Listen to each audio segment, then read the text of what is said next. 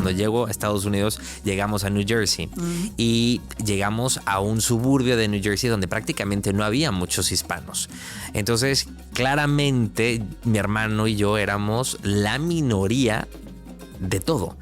Pero también esa oportunidad me permitió hoy entender totalmente lo que pasa un migrante en Estados Unidos, el no sentir una pertenencia, el muchas veces sentir miedo de llegar a un lugar porque no sabes cómo te van a tratar, cómo te van a contestar, el que nadie entiende de dónde eres, el que a lo mejor se burlan de dónde eres.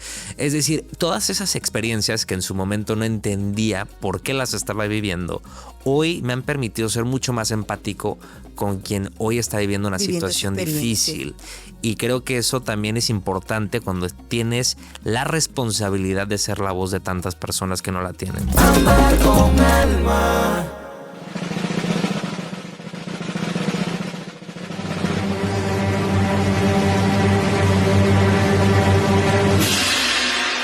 Ámbar con alma. Ámbar con alma. Ámbar con alma. Amigas y amigos, hay voces que informan y hay voces que acompañan. Nuestro invitado de hoy transforma las noticias en historias, dejando su alma en cada una de ellas, antes de que tú y yo nos vayamos a dormir. Él es el sinónimo de seriedad, credibilidad y vocación, el rostro más joven del noticiero N más Univisión.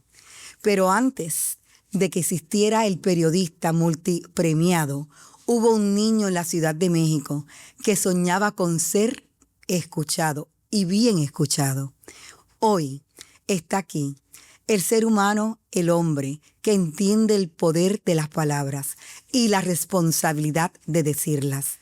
Bienvenido a un hombre que vemos todas las noches, a Ámbar con alma, Elian Zidane. Qué bueno que estás aquí. Ámbar, qué bonita presentación. Qué lindo, qué lindo. Qué dicha estar aquí en Ámbar con alma. Gracias por la invitación. Y yo encantada de que hayas aceptado. Tú sabes que de alguna manera tengo que decir que soy fanática tuya porque te veo. Hombre, gracias. Igualmente. Muchísimas gracias. Y de verdad que lo que hemos dicho de creer esas palabras con esa responsabilidad, con esa seriedad y esa credibilidad, no todo el mundo tiene ese don. Muchas gracias. Así que estoy feliz de que estés aquí y estoy feliz de que podamos abrir nuestras almas y hablarnos de tú a tú. Sé que eres ganador de múltiples premios Emmy y Telly, con reconocimiento binacional y una trayectoria marcada por la pasión. Pero quisiera empezar por el principio. Naciste en la Ciudad de México, con raíces árabes. ¿Qué valores heredaste de tu familia que hoy siguen contigo y te han hecho el ser que eres? Mira, yo creo que todo lo que hoy soy es gracias a quien me formó, que fue mi mamá y mi papá y mi familia. Es una familia muy grande, es una familia que, como tú bien dices, tiene mucho de la cultura árabe y esa cultura es... Oye, es que no lo pueden negar, es que, No. yo te veo, yo digo, bueno, definitivamente sé que eres mexicano, Sí, y claro. orgullosamente mexicano. Sí. De los que toman tequila, mezcal y coquito también. Y coquito también, cuando gracias le dan por el eso. coquito puertorriqueño. Pero no hay duda de que tienes esa herencia árabe. No, totalmente. Y creo que se ve reflejado en los valores, se ve reflejado en cómo creces como familia. Y creo que si te puedo dar un ejemplo, creo que al mismo tiempo que me comí un taco al pastor, me comí algún platillo típico de la comida libanesa. Entonces, en efecto, creo que crecer entre dos culturas ha sido algo fascinante y si me preguntas, creo que es la gran bendición que hoy tengo, poder haber crecido de esa manera. Pero tu corazón está ¿en dónde? No, mi corazón siempre está en México. No, México... México lindo y querido, México yo adoro México. es una tierra que de verdad a muchas personas por muchos años las ha envolvido, las ha hecho crecer como persona y como ser humano. Y siempre que uno piensa en México, por lo menos en mi caso, pienso en momentos muy bonitos de mi infancia, de mi familia, y cada vez que puedo trato de regresar. Eso me parece extraordinario. Bueno, definitivamente hablando de tu infancia, de tu familia, ¿cómo ha influenciado tu historia familiar en tu manera de lidiar con la lealtad, el honor y la palabra dada? Mira, yo creo que cuando eres niño hay palabras que te dicen, acciones que te enseñan, que se quedan muy marcadas. Y creo que cuando tú ves el ejemplo de tus abuelos, el ejemplo de tus papás, muchas veces lo replicas. Y creo que el ser una persona íntegra en mi familia era un valor muy importante. Creo que eso lo ves ahora reflejado en muchos aspectos de la vida. Y lo vas entendiendo con los años. Y hoy ves por qué tu abuelo se comportó de cierta manera, por qué tu papá, tu mamá en ciertos escenarios actuaban de cierta manera. Y hoy tú inmediatamente sabes que así tienes que actuar, que tienes que ser de esa forma. Así son los valores y los principios. Y así es que cuando los seres humanos se van creciendo, se desarrollan y se hacen un poco más adultos, aunque tú eres una persona joven, empiezan a crear ya su personalidad y de alguna manera recogen un poquito de todo eso que han heredado y que han aprendido de sus familiares. ¿Hay alguna tradición familiar o ritual que te conecte con tus ancestros y te dé fuerza en momentos difíciles? Yo creo que definitivamente tiene que ser la oración. En mi familia creo que el tema de la espiritualidad, crecimos siendo muy católicos y siempre siendo conscientes de los preceptos y los mandatos que teníamos que seguir. Entonces creo que en mi caso no existen rituales. Existe solamente la oración y eso creo que fue parte de lo que se inculcó de generación en generación en mi familia. Entonces creo que cada vez que a lo mejor vas a misa o vas a la iglesia, te acuerdas de tu abuela, te acuerdas de tus papás y por supuesto creo que es algo que hoy lo veo como un valor familiar. Indiscutiblemente cuando uno tiene a Dios en su corazón y tiene esas creencias espirituales, tienes como una fortaleza que nada te tumba. Sí. Y esa fortaleza la puedes proyectar disfrutando con tu familia, con tus amigos y también definitivamente la proyectas en tu profesión, porque no hay duda que la responsabilidad que tú llevas día a día como periodista de un noticiario tan importante como el que das, definitivamente hay que tener mucho valor, muchas creencias y mucha calidad humana para poder responsablemente dar ciertas noticias. ¿Cuándo comenzaste en tu carrera a descubrir el mundo de la televisión? No, desde niño. Ámbar, creo que desde que tenía escasos 2 años, mis papás cuentan que me sentaban frente. A los 2 años. Me dicen que tenían como una televisión en la sala y que ponían Sábado Gigante y que yo me emocionaba viendo Sábado Gigante. Entonces, ese creo que es el primer momento donde me doy cuenta de lo que es el entretenimiento, el espectáculo, las cámaras. Y desde niño mi gran sueño de la vida fue cada vez que pasaba por Periférico, que es una de las avenidas principales de la Ciudad de México, mi sueño era trabajar en Televisa. Yo le decía a mi mamá, por favor, le decía a mi mamá, por favor, déjame aquí, déjame ver si me dejan pasar. Nunca me dejaron, pero tuve 2 oportunidades de poder entrar a lo que se conoce como la fábrica de sueños. Y yo dije, es que yo pertenezco a estos pasillos, yo quiero estar aquí. Yo jugaba a la televisión, era mi gran pasión estar todo el tiempo viendo una cámara, un micrófono. Y de hecho mi primer juguete, Ámbar, fue un micrófono. Mira eso. Y de hecho mi papá ahora en la boda que nos dio un speech a mi esposa y a mí, lo recordó. Y creo que ahí fue cuando dije, es cierto, muchas veces la rutina, la monotonía no te permite ver la gran bendición que tienes frente a ti y puedes entender que tu gran sueño se está materializando. Creo que muchas veces hay que detenerse y observar lo que tienes frente de ti. Me encanta escuchar eso de ti porque yo soy una fiel creyente de que cuando tú lo puedes pensar, tú lo puedes lograr. Que cuando tú lo puedes soñar, también lo puedes lograr. Y que el poder de visualizarte, posiblemente cuando pasabas por el canal, por Televisa, y veías, quiero estar ahí, sí. Ya tú estabas proyectando lo que iba a pasar en tu vida años después. Así es que definitivamente me encanta escuchar eso de tu parte. Pero hablando un poquito de que veías, ¿qué fue el programa que me dices? Sábado Gigante con Don Francisco. Con Don Francisco.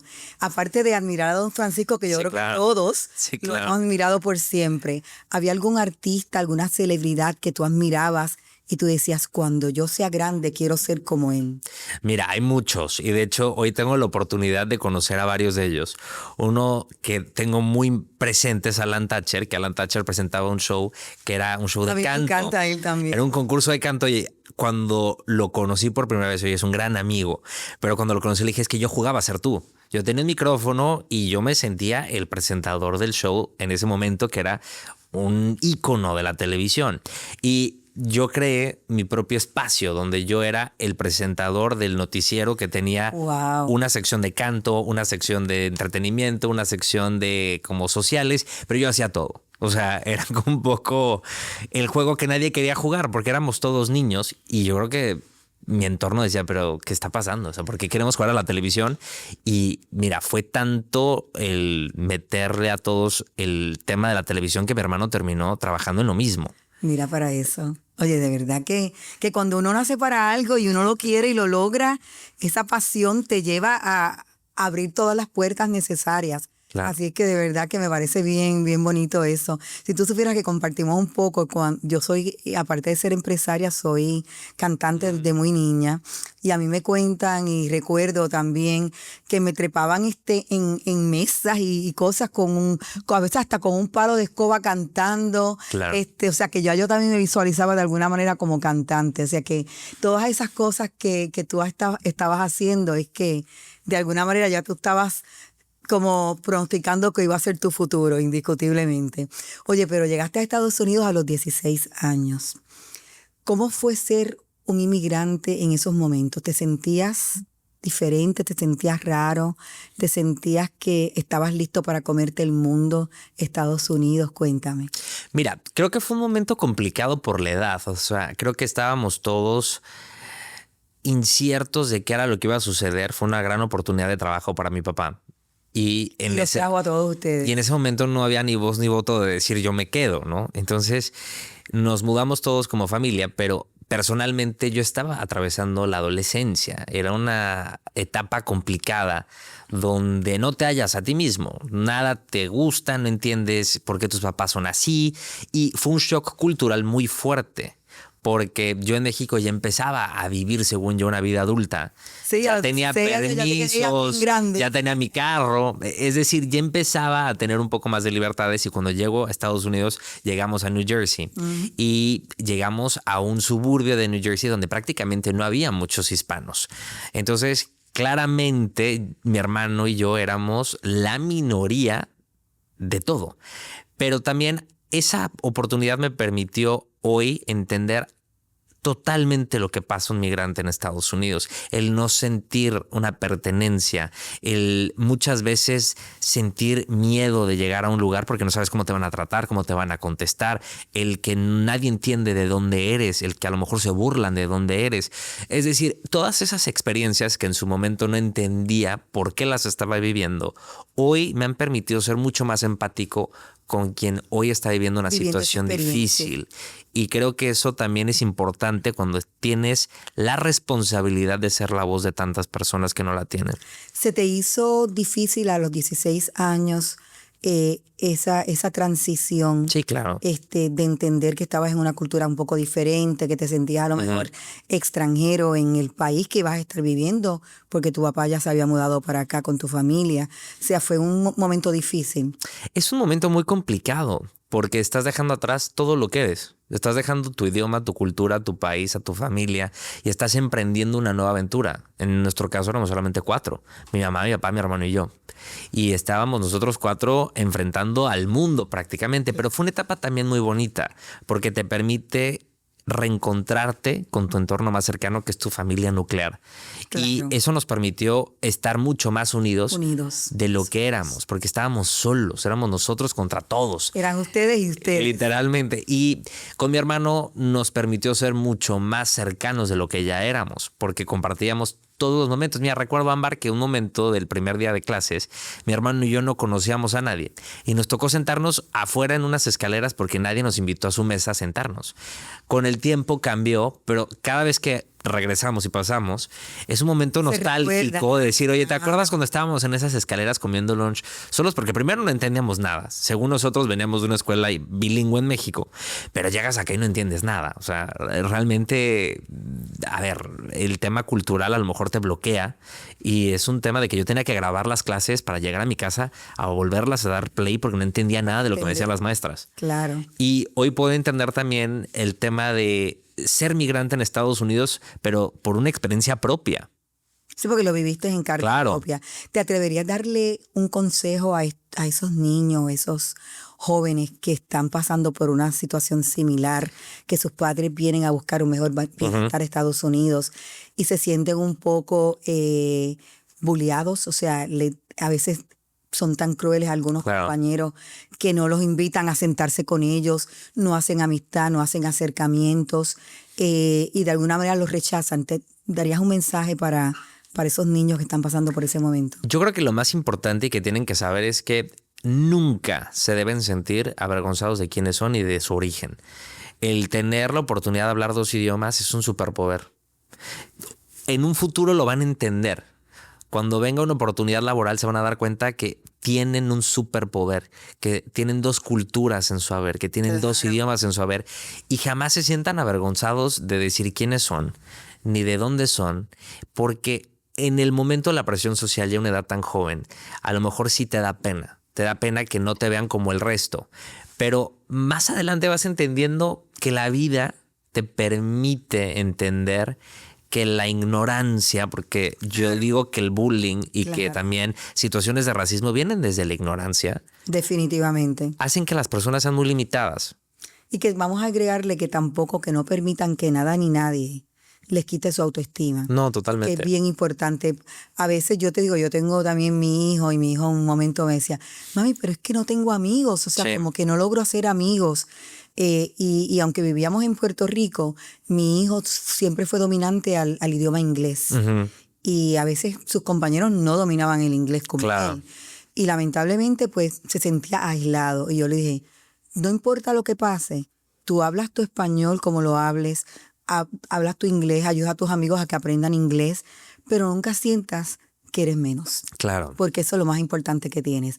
Bueno, volviendo otra vez a lo que es la parte de tu pasión, ¿cómo logras entrar a la televisión hispana en Estados Unidos? Mira, llego a la televisión hispana porque yo ya estaba trabajando en la cadena ABC. Estaba trabajando en un show que se llama Good Morning America como pasante. Ah, qué bien. Y en una tormenta de nieve me pongo a mandar correos a todos los directores de noticias que encontré en LinkedIn. Y solamente me contesta el que en su momento era el director de noticias del canal local de Univision en Nueva York. Y yo solo le pedí una asesoría para mi carrera. Y me recibió muy amablemente en su oficina, lo recuerdo como si fuera ayer. Y allí conversamos sobre el futuro. Yo qué quería hacer y le dije, yo quiero ser... ¿Cuánto hace de eso? Probablemente 10 años. Wow. Hace 10 años que tuve esa oportunidad. Y yo recuerdo, lo único que le dije es, yo quiero ser reportero, yo quiero contar historias. Mi sueño nunca fue ni en su momento estar en donde estoy. Te lo digo honestamente, nunca pensé que esto iba a suceder. Solamente yo quería ser reportero, contar historias y estar en la calle. Y obviamente me dijo, eso es muy difícil porque estás en el mercado más grande o uno de los más grandes del país. Casi nadie empieza en Nueva York y estás muy joven. Yo tenía recién cumplidos 20 años. Wow. Entonces, no se dio la oportunidad. Pero a los meses me vuelve a contactar y me dice que iban a lanzar un nuevo show que se llamaba Edición Digital Nueva York y que estaban buscando un editor, que si yo sabía editar. Y en su momento pues le dije que sí. No sé, pero aprendo. No, yo no le dije no sé, yo le dije que sí. Que sí. Yo le dije muy osado que sabía y llego a Univision Nueva York siendo editor. Trabajaba como freelance solamente 4 horas y al paso de los meses me dicen que tenía también que ser camarógrafo. Pero camarógrafo de esas cámaras grandes que requerían mucho conocimiento y yo no lo tenía. De antes, que eso era... Claro, con filtros, con unas tarjetas muy grandes, con un tripié muy pesado y yo no sabía cómo operarla.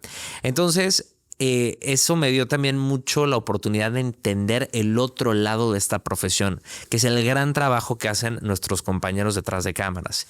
Y ahí pude darme cuenta qué me gustaba y qué no me gustaba de los reporteros en la calle, cómo trataban muchas veces a los compañeros, cómo se menosprecia muchas veces el gran trabajo físico que hacen para que una transmisión salga al aire. Y por eso hoy soy la persona más empática con ellos. Porque de verdad yo siempre he dicho que el trabajo físico más importante de una transmisión se lo llevan nuestros compañeros detrás de cámaras. Si tuvieras el trabajo que tienen que hacer para que una transmisión, a lo mejor de 30 minutos, de 1 hora, salga al aire, es impresionante.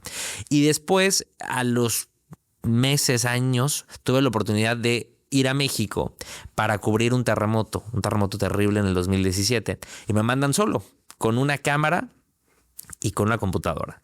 Y me tocó reportar todo junto a un amigo que me llevó en su carro y nos fuimos a Puebla a reportar todo lo que pasaba y yo en mi sueño, pero más guajiro, dije voy a llegar y me van a decir eres reportero. No pasó.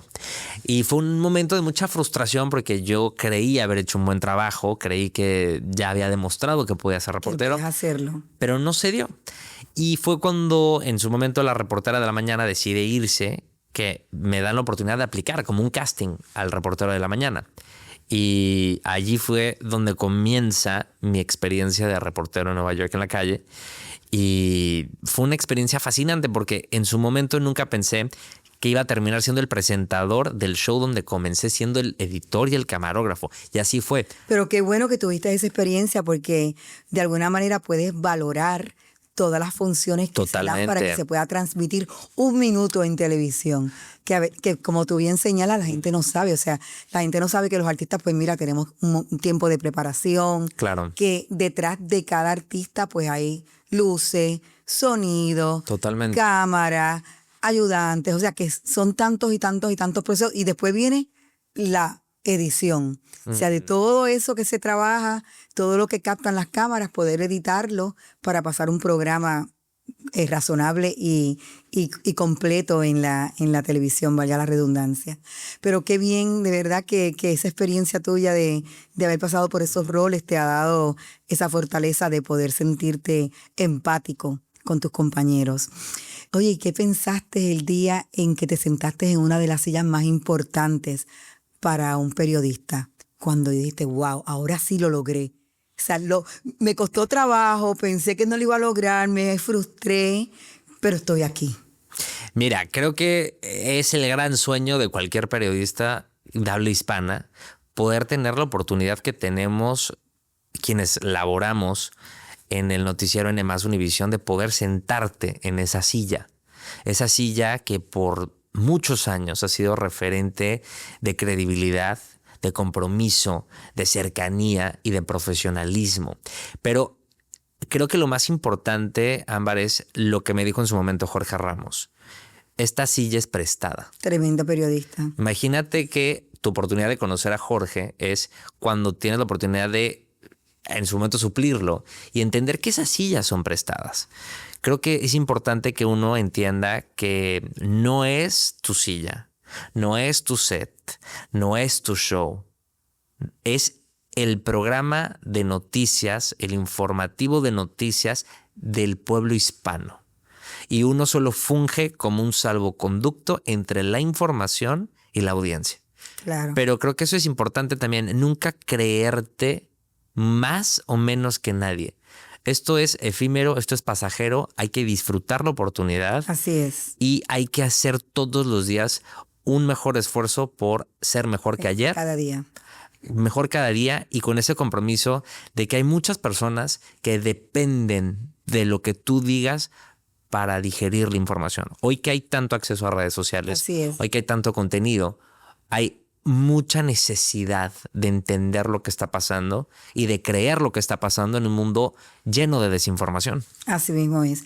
Y hay que tener una gran responsabilidad, Sí, verdaderamente, para poderse enfrentar a las cámaras y dar esas noticias que a veces son historias bien complicadas y historias que pueden hasta deprimir a la persona que lo está escuchando de alguna manera. Has cubierto momentos muy significativos de la historia contemporánea. ¿Cuál ha sido para ti el que más te impactó y te ha sorprendido?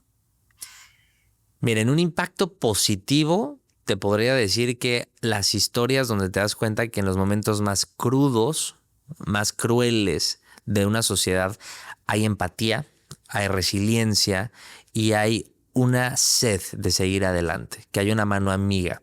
Pero en momentos difíciles, sin lugar a dudas, creo que cubrir el terremoto en México en ese 2017, siendo tan joven. Eso te impactó. Totalmente, porque era la primera vez que yo veía edificios colapsados, que veía situaciones duras y que de cierta manera te hacen entender que la vida en un segundo cambia.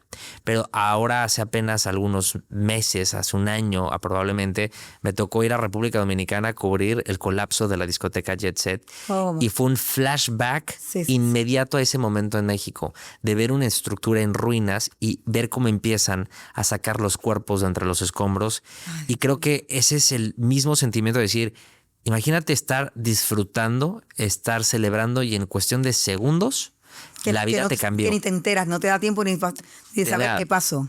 Porque, por ejemplo, lamentablemente, me ha tocado cubrir huracanes. El huracán te avisa. El huracán sabes que viene. Te puedes preparar, puedes evacuar. Pero un terremoto y un terremoto de esa magnitud en México fue instantáneo como terminó con las vidas de tantas personas. Y en el caso de la discoteca Jet Set, la negligencia. Es decir, imagínate que tú vas a celebrar, que tú vas a disfrutar en familia y que en cuestión de segundos, por la negligencia de alguien, de varias o de muchas personas, colapsa el techo y son más de 230 las vidas que se pierden en un instante. Entonces, claro que fue un momento muy complicado, Ámbar. Fue un momento muy duro el estar en la puerta de esa discoteca y ver cómo salían las mismas personas que entraron vestidas elegantes, vestidas de fiesta, pero en camillas. Era una situación muy dura de Yo te tengo que decir que cuando yo estaba viendo las noticias, de hecho tuve personas conocidas que perdieron la vida. Como te dije, yo aparte de ser cantante, soy empresaria y una de mis empresas le daba servicio a los altos ejecutivos del Banco Popular de la República Dominicana y toda esa familia murió en esa situación. Yo como cantante tuve la oportunidad de cantar en el Jet Set y estar ahí en varios momentos, compartiendo momentos muy alegres con mi familia. O sea que fue para mí una de las noticias que más me ha impactado y que me ha hecho llorar, me revolvió todos mis sentimientos, te tengo que decir, porque claro, fue bien difícil. También has entrevistado a muchas figuras y líderes en Estados Unidos y Latinoamérica. ¿Cuál fue el más difícil de entrevistar y quién te dejó buena impresión? ¿Sabes qué? Creo que pude confirmar lo que me habían dicho, que las grandes figuras, las grandes estrellas son las más accesibles y las más sencillas. Por lo general, esa es la regla. Te encuentras con personajes complicados muchas veces, sí, pero creo que también en este momento, y lo decíamos al principio, el tema de la edad no ayuda, porque cuando estás entrevistando a una gran figura que a lo mejor te lleva, no sé, 50, 60 años, esos 3 minutos son muy difíciles, porque esos 3 minutos, 2 minutos son los que definen si estás al nivel que ellos creen para poder seguir preguntando. El saber que estás informado, el saber que puedes hacer preguntas.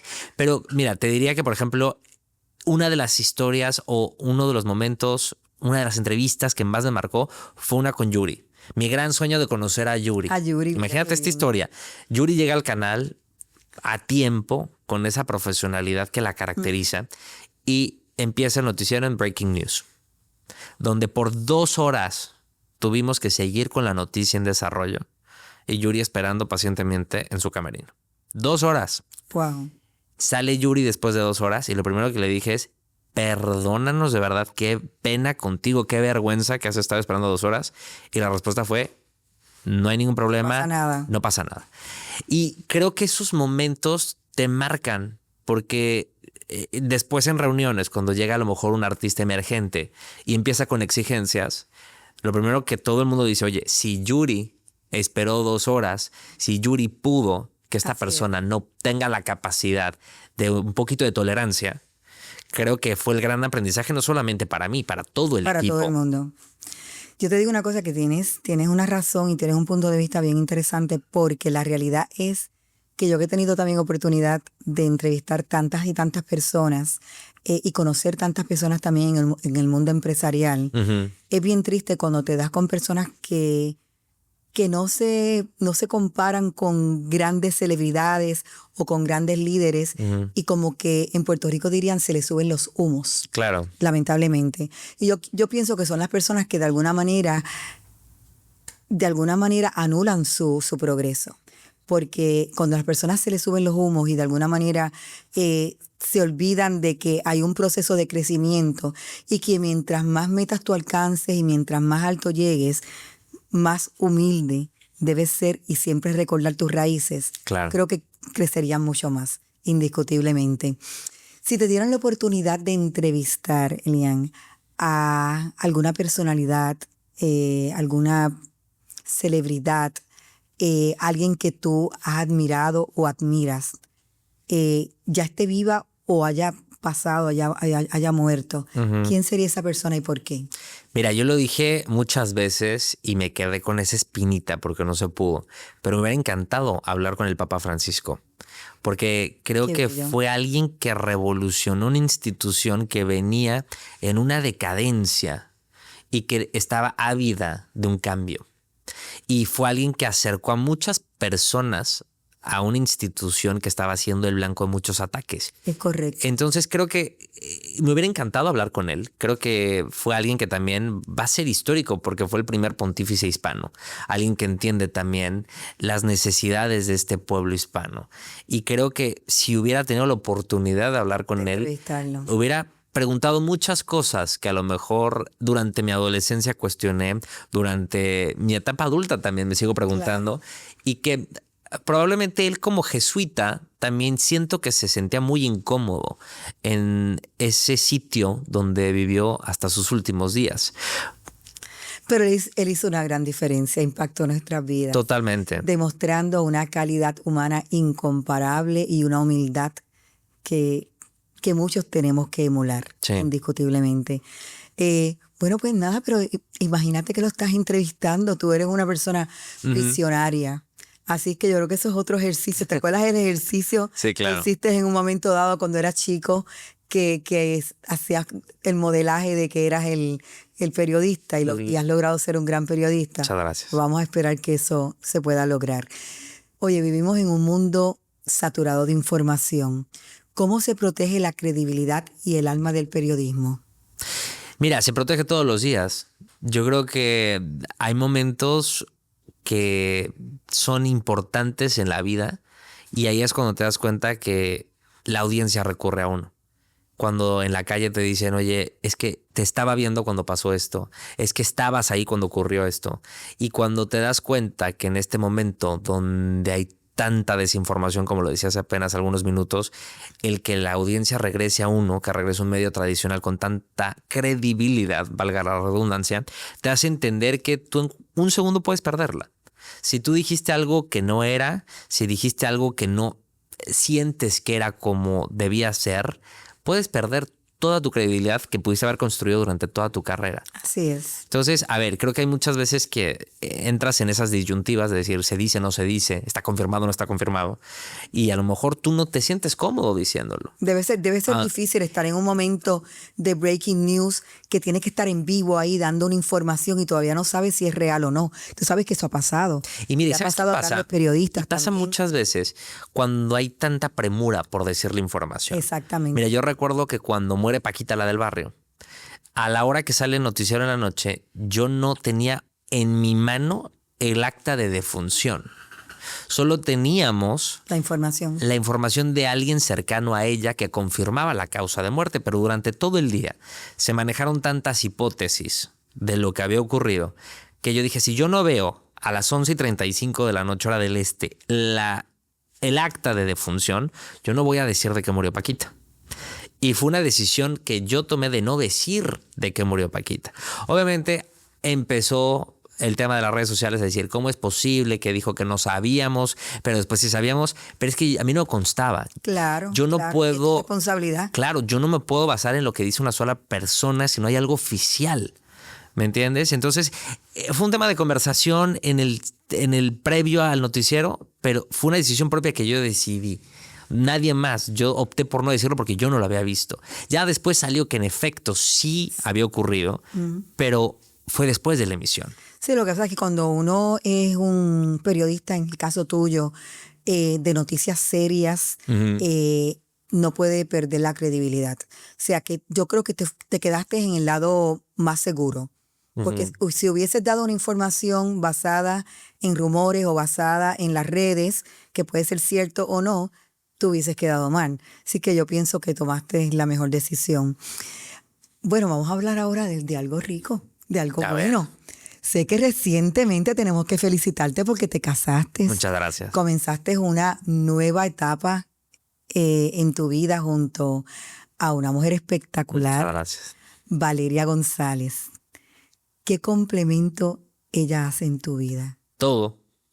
Qué bonito. Es todo mi complemento, totalmente. Y aparte es alguien que entiende perfectamente este oficio porque trabaja en lo mismo y porque no solamente compartimos la pasión por este oficio, pero compartimos también muchos valores. Creo que nunca en mi vida me hubiera imaginado que me tenía que mudar primero de país, después de estado y cambiar toda mi vida para encontrar a la mujer de mi vida. Oye, ven acá. De la misma manera que soñaste ser periodista y lo has logrado. Ujú. Y no solamente cualquier periodista, un periodista muy exitoso. Muchas gracias. Que de verdad tiene un futuro maravilloso por delante. Gracias. ¿Soñaste con Valeria? Sí, totalmente. Mira, yo creo que Cuéntame. yo tenía una lista y siempre se lo digo de las cualidades y virtudes que yo estaba buscando en una mujer. No la había encontrado y mira que tuve la oportunidad de salir con varias niñas, pero no cumplían los requisitos que yo tenía y eran requisitos muy exigentes, que en su momento yo se lo he dicho, o sea, eran como ¿Qué hasta signo tú irreales. Escorpión, Escorpión de noviembre. de noviembre 18. ¿Qué? Noviembre 18. Entonces eran requisitos que yo tenía y ella comenzó siendo mi amiga y cuando le empecé a conocer más me empecé a dar cuenta que esta niña tenía todo lo que yo siempre estaba buscando y todo lo que yo siempre había pedido. ¿Tú o ella? Yo creo que fue mutuo. Yo creo que fue mutuo porque éramos muy buenos amigos. O sea, yo me acababa de mudar a Miami. Era prácticamente la única amiga que tenía. Era la que me enseñó lo que era Miami porque yo no conocía Miami. O sea, no tenía mucha idea de lo que era.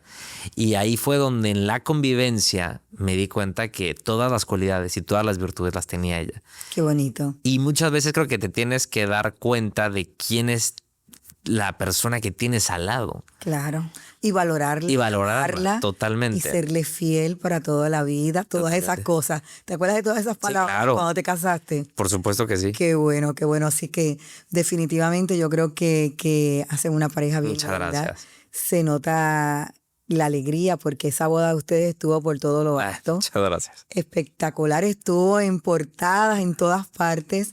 Yo me lo disfruté muchísimo, te tengo que decir. Ay, gracias. Así es que me alegro mucho que hayas escogido dos cosas importantes en tu vida. Porque la familia maravillosa que tienes, Dios te la regaló. Pero tuviste la oportunidad de alguna manera de visualizar tu profesión Ujú. y lo has logrado.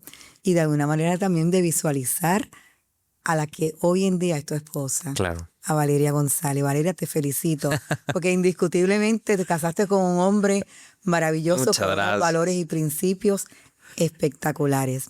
Bueno, en Ámbar con Alma creemos que las palabras cambian vidas. Ujú. ¿Qué palabras sientes que hoy el mundo necesita escuchar? Amor. Estamos ávidos de amor, de empatía.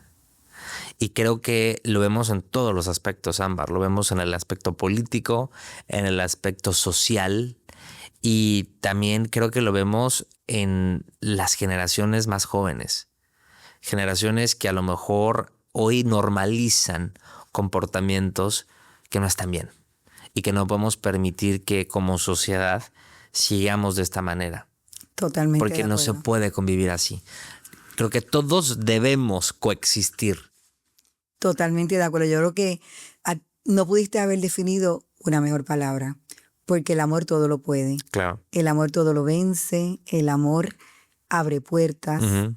el amor te hace feliz y de alguna manera logras todos tus sueños, todas tus metas y puedes proyectar esa felicidad a través de la evolución que tu familia pueda tener. Ujú.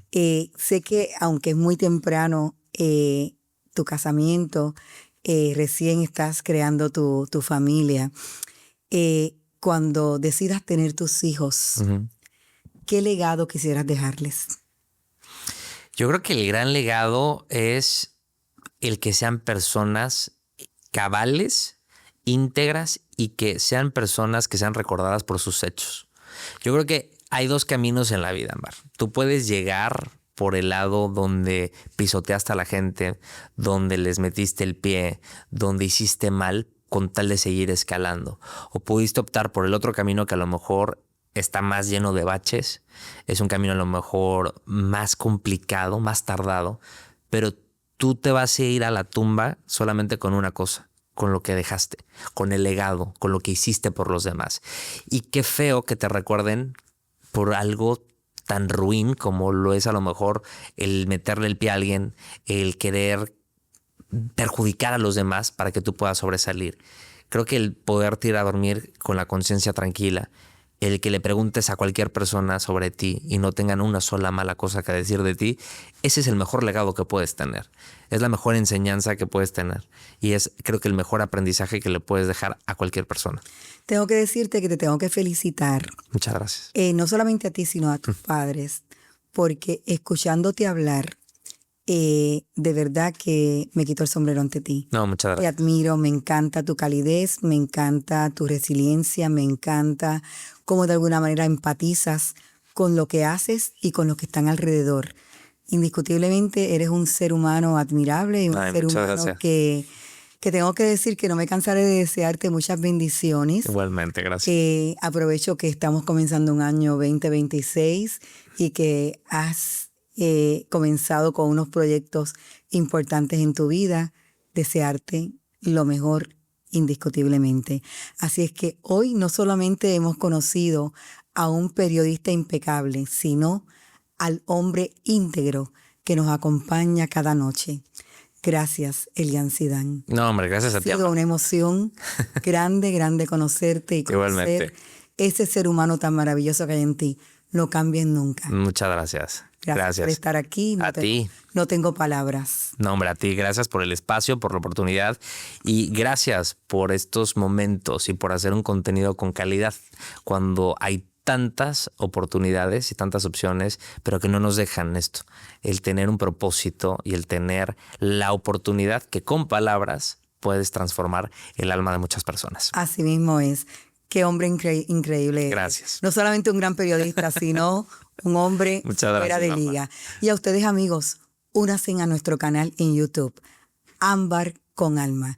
Gracias y siempre sean felices.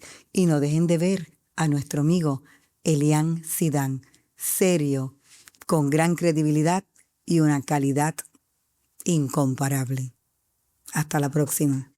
Ámbar con alma. Ámbar con alma, luz que nos inspira, fuerza que abraza. Cambiemos el mundo, paso a paso en este podcast, tocando las vidas, conectando las almas. Esto es Ámbar con alma.